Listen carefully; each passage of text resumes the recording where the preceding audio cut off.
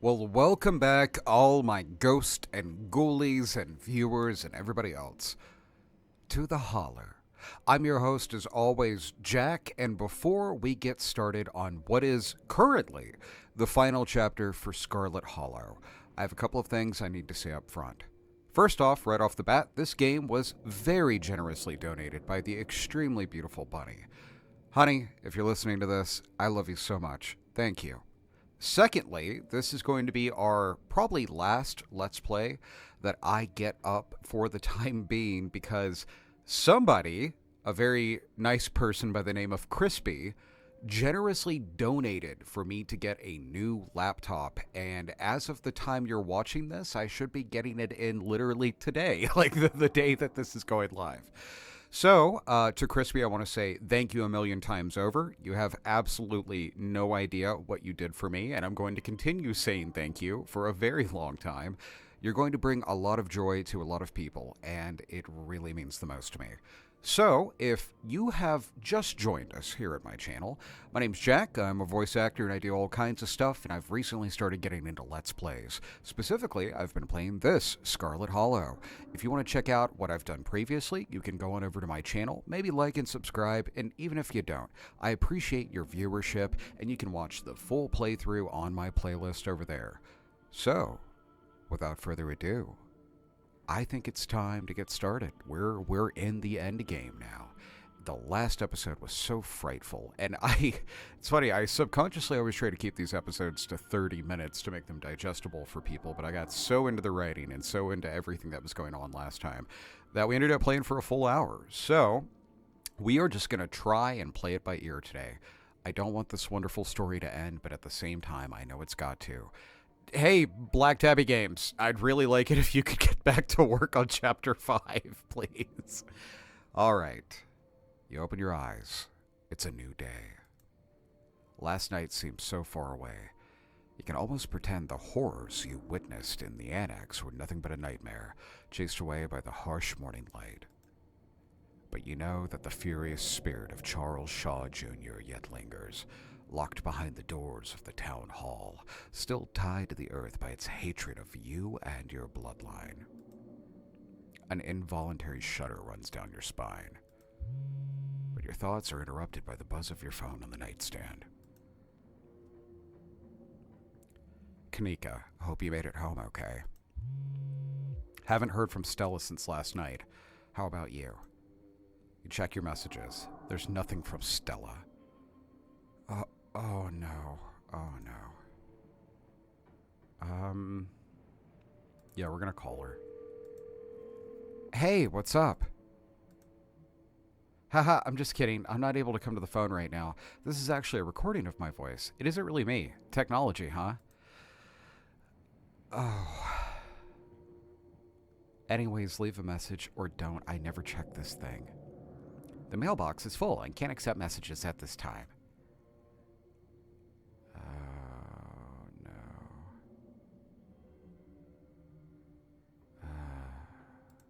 Does Stella disappear like this sometimes? Kinda, but with everything going on, I don't feel comfortable letting her run off on her own. We should look for her, right? Come to town, we should stick together. I completely agree. Looks like you have your morning plans in order. Let's take a shower. This derelict, shitty bathroom. Oh my god. You step into the guest bathroom and take a shower. It feels good to wash away the grime of last night's haunting, but eventually you'll have to leave this place and confront the rest of the day. In the meantime, you...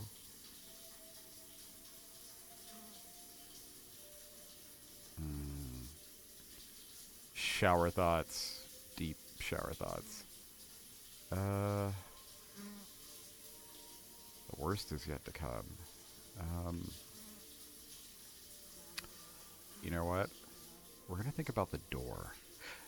If you weren't here for the last episode, there was this incredible moment when we went to go visit Reese where there was this door and I was drawn to it, but you think about the door in the clinic, you're still drawn to it even now. You'll be going back there today. You're sure of it.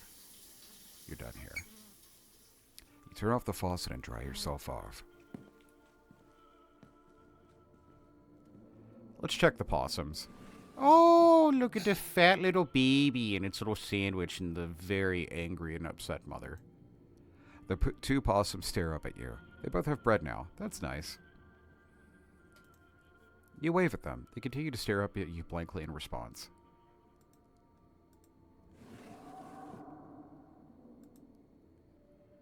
You know what? Let's look in the closet. I don't think we've actually had that option before. Make your way to the closet. There's no denying it. The doll moved at some point since your most recent visit. Edwardine? But your long-dead relative's creepy doll isn't the only thing that's different. Someone was in here. And judging by the residue that was left behind, you're pretty sure you know the culprit. That means he was in your room. But was he there while you were out the previous day, or did he enter while you slept unawares just a few feet away? Yeah, so Wayne was definitely in here. Something to mull over for the rest of the day. Head downstairs. It's time for you to face your cousin. She's not here, but it looks like she left a note on the counter. Had to run. The librarian needed a new house, so I'm giving him the keys to the Maxwell place. And the miners decided to stage a strike today of all days, so I won't be around. I know there's no point in asking you not to do anything reckless, but I'm asking anyway. Be back late. Call if you get in trouble. Tabitha. Time to figure out the rest of your day. Well. Let's get a PB&J in. If Stella's MIA, who knows when you'll get a chance to eat. You make yourself a PB&J on the anticipation for the long day ahead of you. And that's that. I think we should look in the garden, especially since Wayne's been out there. From your eavesdropping in the general store yesterday, it sounds like Tabitha's keeping something out back. Now that she's gone for the day, you can investigate the garden to your heart's content. The air is chilly today, the overcast sky hanging oppressively over the weed-choked flower bed. You ventured deeper into the garden. Sybil mentioned an enclosed space. There isn't a shed out here, but the greenhouse fits the bill. Let's investigate the greenhouse. You start carefully picking your way through the underbrush. It doesn't take much effort to find a path. Cuttings of prickly raspberry bushes and tangled vines litter the ground around the greenhouse. You step towards the door. It's sealed shut by a lock, and you catch a brief glimpse of a horned shadow through the ancient clouded glass. It was a goat. What a strange thing to keep in a greenhouse, especially one so isolated and overgrown. We're going to pick that lock. When are people going to learn that a mere lock can't keep you contained? You pop it open with ease. What a beautiful critter. What the fuck? A warm barnyard smell floods your senses as you stare down at the goat within. It stares back up at you from its former place on the tilted floor, surrounded by dried herbs. Maybe if you could talk to animals, this goat might have something hidden. The animal talking perk to share about its situation, but that would be ridiculous. People can't just talk to animals. I think we should leave. I don't want Stella to know we're here. The door's already open. You think for a moment about whether you should keep it that way. Close the door on your way. Oh, did I No, I didn't mean to click that. You decide to leave the door open as you head back inside. You've investigated the garden. With Stella missing, it's best not to keep Kanika waiting much longer. Head to town. You head out the front door and begin your trek to the town below. The sun shines through a thin layer of clouds, illuminating the path. Hi there.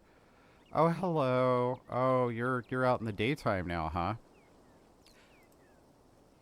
Glimpses of pale figures dot your periphery. You haven't seen ditchlings in the middle of the day before. They're getting bolder. As you continue the trek to town, you pause to stare out at the mountain range beyond the holler, contemplating a world that's blissfully unaware of the danger threatening the citizens of this tiny town. The world outside feels less real with each passing day, and a strange reality of what's happening in Scarlet Hollow gently uproots what you always take into the truths of our world. Your everyday worries seem distant, overshadowed by a fear and a dread that hasn't stopped building since the moment you stepped off that bus. It isn't long until your journey from the estate is over, and you once again find yourself on the main street of Scarlet Hollow. Jack, you made it down the hill in one piece, thank God. I didn't realize there were so many of those ditchlings things around, or I would have driven up to get you. I can't believe they're outside during the day. It feels wrong. How are you doing?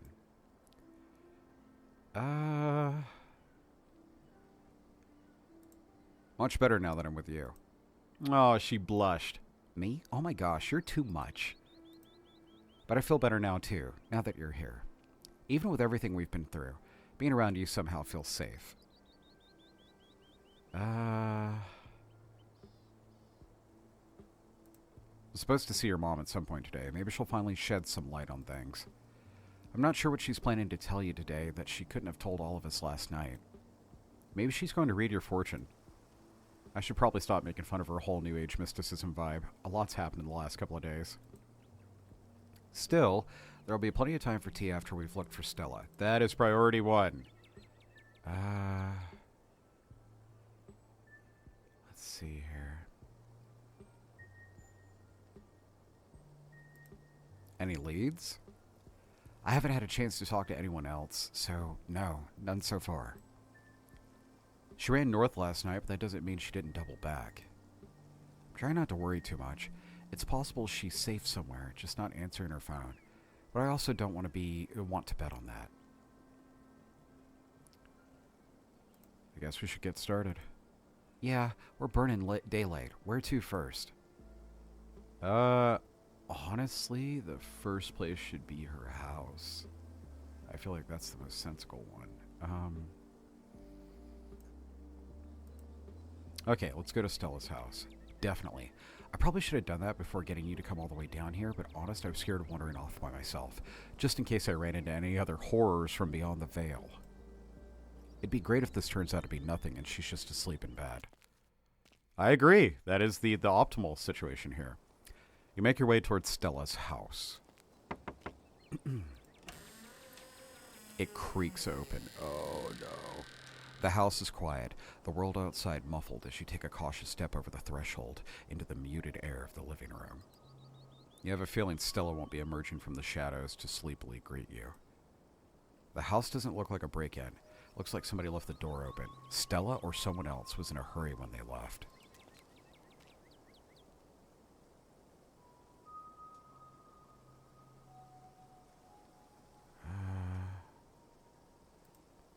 I'm not from around here. Is it normal for people to leave their doors open like that?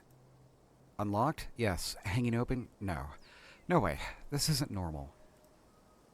We should go in, right? Well, personally, I probably wouldn't do that without a weapon, Kanika. But I suppose we got no other option. I don't even think there's cops in Scarlet Hollow. I haven't seen a single police officer the entire time we've been here.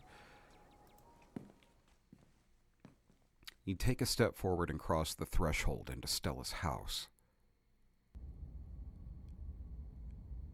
Aside from the corner of the room dedicated to Gretchen, Stella's house almost exactly feels like a museum. Everything's organized with a sort of tidiness you wouldn't expect from someone as rough around and tumble as Stella, and only a handful of objects feel like they belong to her. Whatever happened to Stella, it doesn't look like it happened here. Okay, nothing unusual so far. This is perfectly normal living room, no blood or viscera, not even a tipped over lamp. That's good. I think we ought to check her room.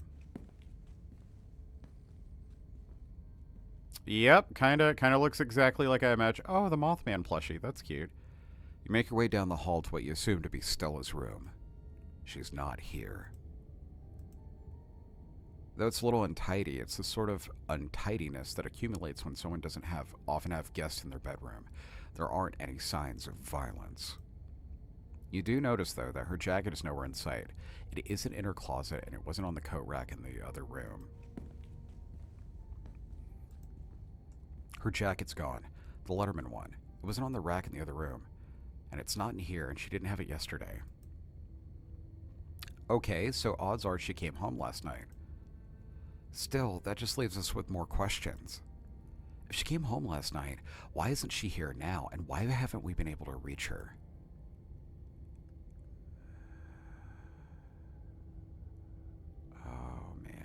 You know what? Let's check her computer. I'm not sure we should be snooping on her computer. Isn't that an invasion of privacy? Yes, it absolutely is. But I'm starting to fear for her life. So we're gonna be doing some checks.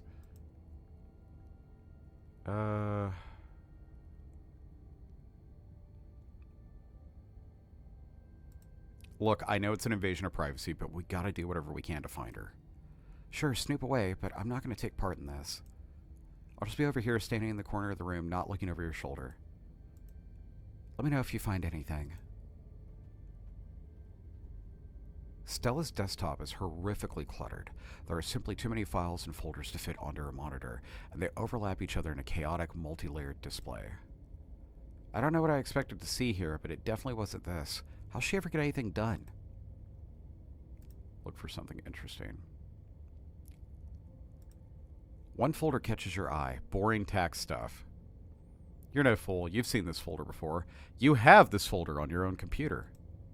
Boring tax stuff never contains boring tax stuff. For that matter, never contains anything related to taxes, and its contents are never boring.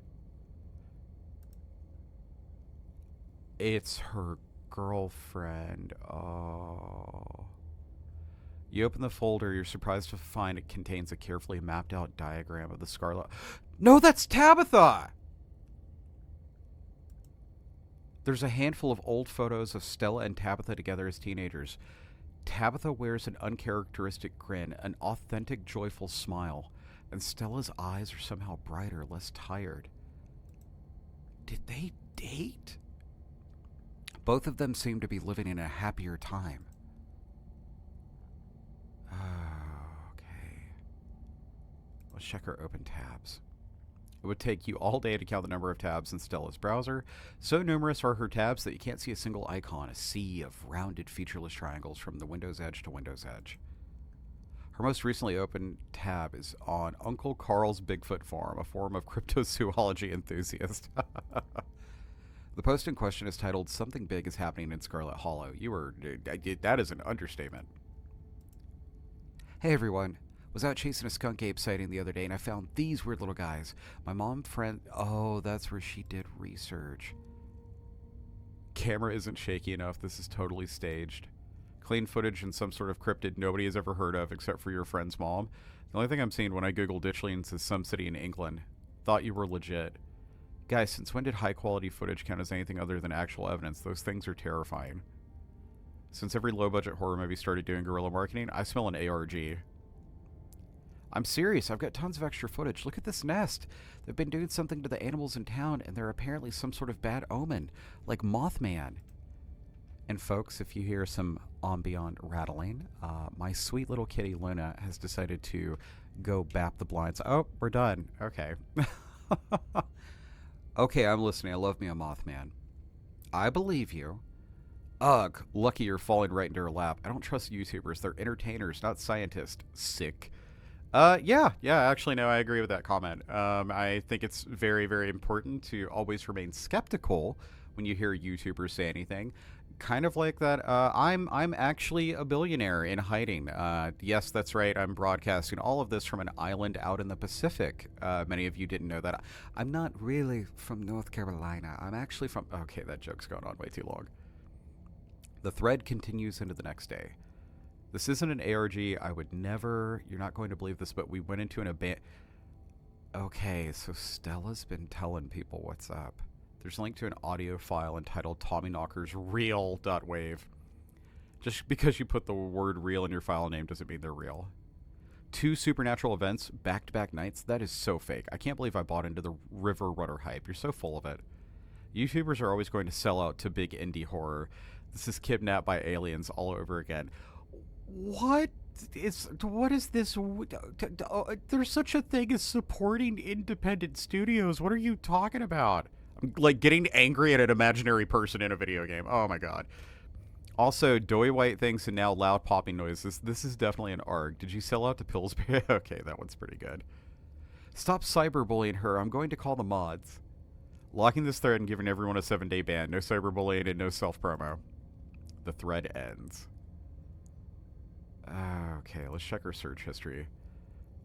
She hasn't visited any website since Tuesday night. If she came home after last night's incident, she didn't touch her browser. Aside from the expected searches for Tommyknockers and ditchlings, it looks like she's been playing a lot of Sarah McLaughlin. That's that. Okay, I think we've seen enough. Thank God.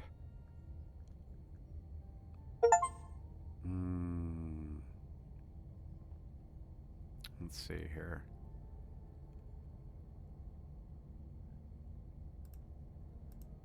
I don't think we're going to find anything in here. This is what Stella's room has been like for pretty much the entire time I've known her. There's more electronics, but that's pretty much it. Oh, she still has those corkboard with string things. She loves putting strings on there. I don't think they've actually mean anything, but they're more for decoration anyway. Let's go to the kitchen. Stella's kitchen is slightly messy. A couple of cabinets are hanging open, and a loaf of bread sits on the counter by a used butter knife. The crust of the bread has gone somewhat stale, about as much as you'd expect after being left out overnight. Whoever left it there left many hours ago. It's a little messy, but it doesn't look like anything violent happened here. It's possible she came home, grabbed some food, and left in a hurry, right? Yep. That's starting to be, at least to me, what it sounds like is she came home, grabbed her coat, grabbed a sandwich, and headed out the door. Maybe she had a panic attack after being possessed and stopped by at home to make a snack before running off to cry somewhere. That might not sound rational, but that's absolutely in character for her. Honestly, it's a relief that this might all... I'm having a stroke. It's a relief to think that might be all that happened. A panic attack much more manageable than rotting ghouls or parasitic doughboys. That still doesn't tell us where she was going. Alright, I don't think we're going to find much else here. Let's move on.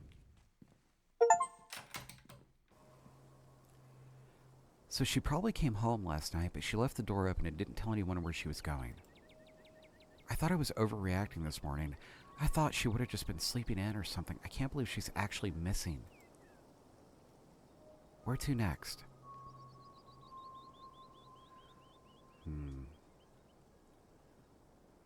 Man.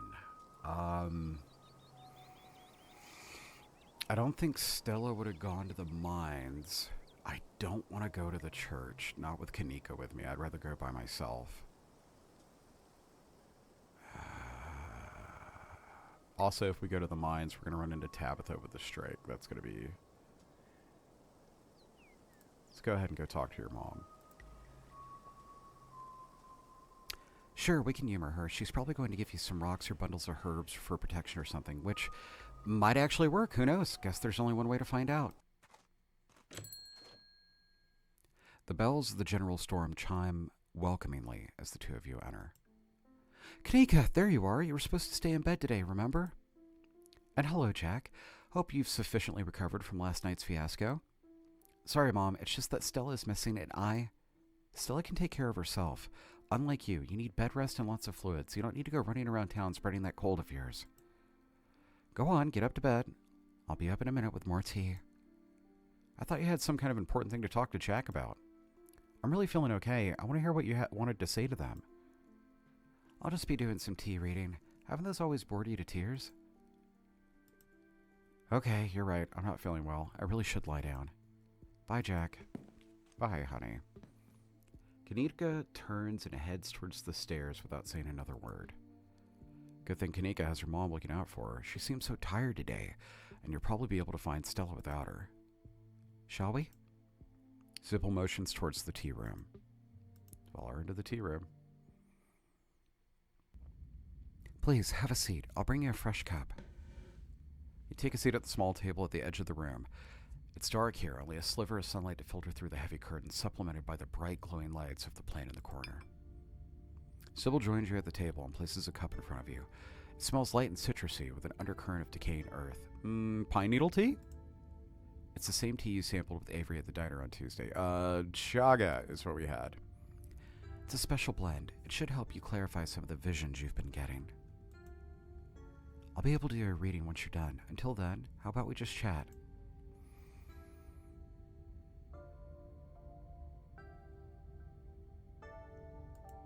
The other day, you promised to tell me, what was it, unsavory tales of my mom's youth?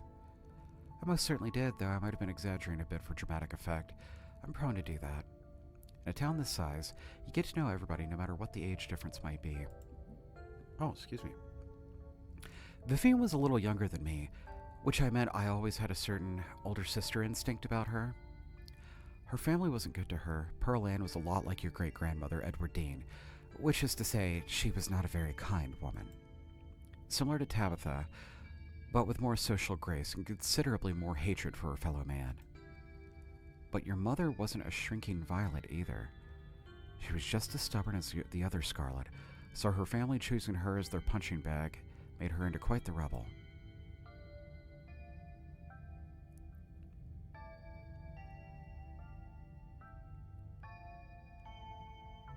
Wow, okay. Why were Pearl Ann and my mom raised by Edward Dean? What happened to their mother? Their entry into this world was violent, I'm afraid. Their mother was young, too young to be pregnant, especially with twins. She didn't survive the labor. Oh. What do you know about my grandma? I'm afraid there isn't much I can tell you. I think there were two in that generation. The eldest died when the girls were still children. Edward Dean never spoke about them, nor did your mother. Let's change the subject.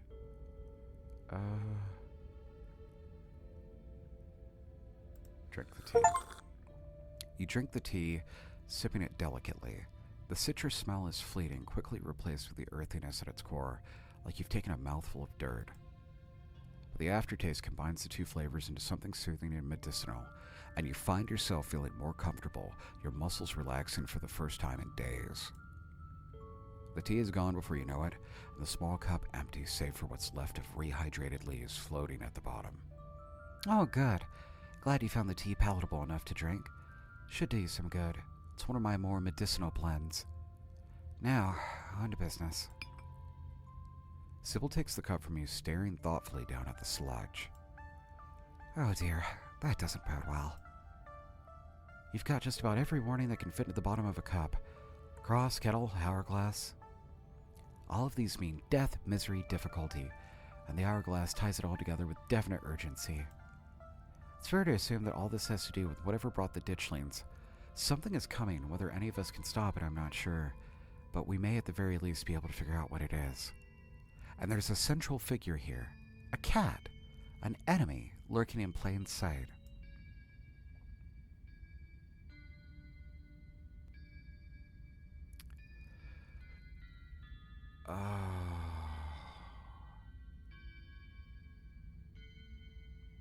Wow, okay, so... Okay, so personal opinion time. I don't know Pastor Daniel well enough to say he's a problem. And everybody else, I feel, has like an actual reason for being that way. Tabitha is deeply traumatized. Wayne had something horrible happen to him. I think he's a vampire, but why would he help us out? Like, I get that he probably has his own agenda, but why would he help us out? And like, Wayne hasn't, like, everybody else has said that Wayne's creepy. And I know I'm completely biased in like the Wayne fan club of wanting to find out what this character is, but I don't think Wayne is bad. And even Tabitha himself was like, or herself, excuse me, was like, he's a sick man. She didn't say that he was evil or anything like that. Everybody talks about Wayne like he needs help, not that he's wrong. Definitely don't think it's Stella. Definitely don't think it's Kanika. Definitely don't think it's fucking hot body, wide body, fucking Dilf of the Year Oscar. I don't think it's Reese. I think Reese has something going on with him, like Wayne. I don't think it's Avery either. Dr. Kelly is taking care of Reese, which is why she's being such a hard ass. She can't figure out what's going on with Reese. So that leaves her and the preacher. I don't think it's her. I think she's a kindly old... I think I mentioned this in the last episode, or one of them. In the South, we have this concept called a granny. And a granny is kind of like the local folk medicine witch, right? And everybody calls her granny whatever. I had a granny growing up, actually. She wasn't related to me. They rarely are related to you. But everybody's got a granny, usually in the small, more rural southern towns that you run into. So for me, I think she is playing the granny trope. So, by process of elimination, that leaves Pastor Daniel. The cat could be Pastor Daniel. There's something wrong with that poor young man, isn't there? I don't think he's actually got a bad bone in his body. There's just something perennially off-putting about him. His whole situation is rather unfortunate.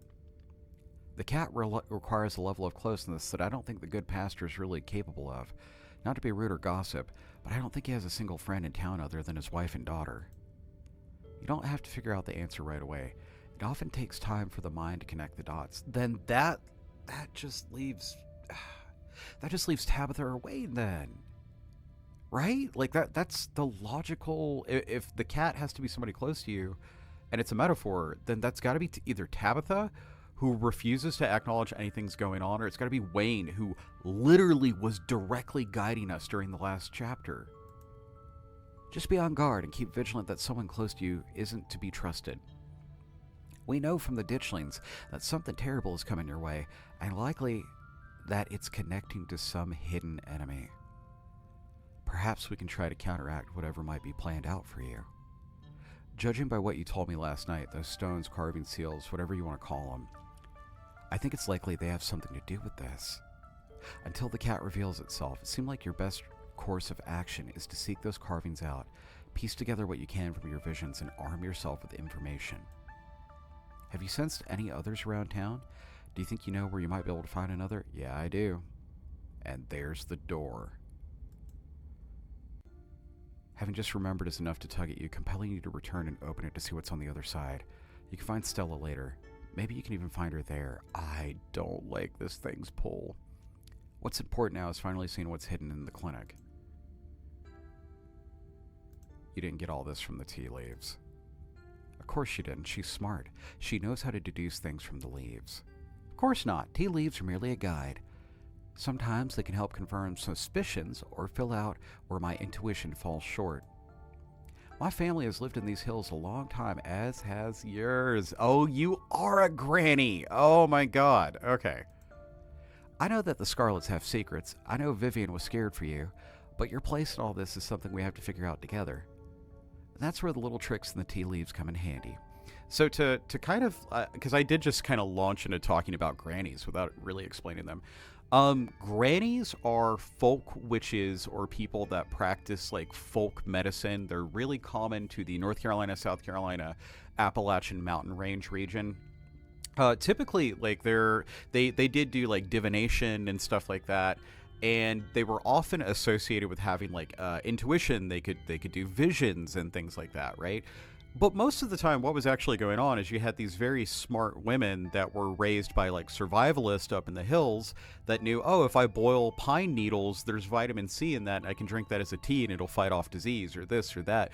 And so people in the Appalachian region kind of associated almost this supernatural flair to them because they were able to survive and make it to old age, which unfortunately is something that was very rare during a set time period in the South. So oh man, that's so cool.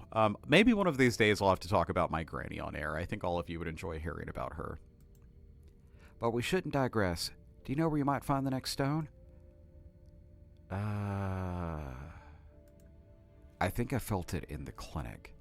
That's good. If you can find your way inside and uncover another stone, that would give you a leg up on your adversary. You just have to be careful to avoid the doctor. Something tells me she won't take too kindly to you sniffing around her clinic. You think? If I recall correctly, there's a hill that'll take you nearly all the way to the second story. And she never locks any of the doors up there. How do you know that, Sybil? Just in case that's helpful information. I think that's all the help I can offer. I hope this conversation has been illuminating, even if it just brought up more questions than given any clear answers.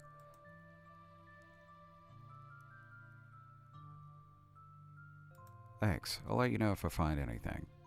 Glad to hear. I hope all goes well, and I wish you luck. Hopefully you won't need it. Thank you again for humoring an old lady and stopping by for a chat. Nah, if a granny tells you to show up somewhere, you show up. With a small grunt of effort, Sybil gets up from the table, and you're escorted back to the door. And remember, be careful who you put your trust in. According to your tea, the cat's getting ready to pounce. And merely being ready for it might not be enough. Please don't be Kanika. Sybil closes the door to the tea room, the bells of its door strangely flat in the stale air of a nearly empty general store. Actually, you know what?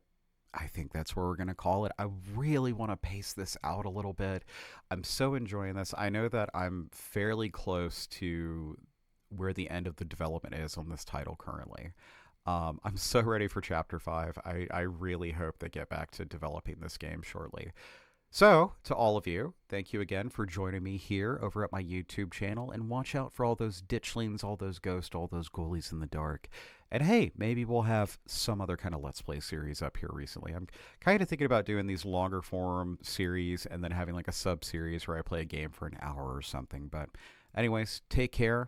I love all of you. Thank you for your viewership again, and watch out for all those bumps in the dark.